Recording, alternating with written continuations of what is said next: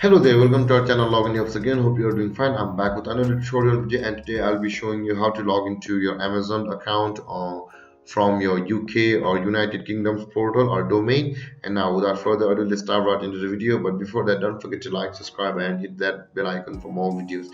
Okay, now on your computer, first open up your preferred browser, as I have already opened the Google Chrome, as you can see. And on the search bar, click over there and type in amazon.co.uk to sign into Amazon account from your UK domain and hit enter.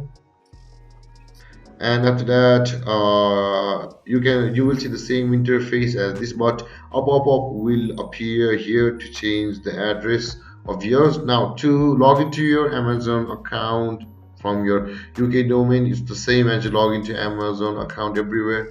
Click over here to sign in, enter your email or your phone number, and in the next step enter your password, and you can log into your amazon.uk from this way. And then guys, if you have any confusions or questions regarding the topic, don't hesitate to comment in the comment section below, and don't forget to like, subscribe and hit that bell icon for more videos. Thank you for watching guys. Peace.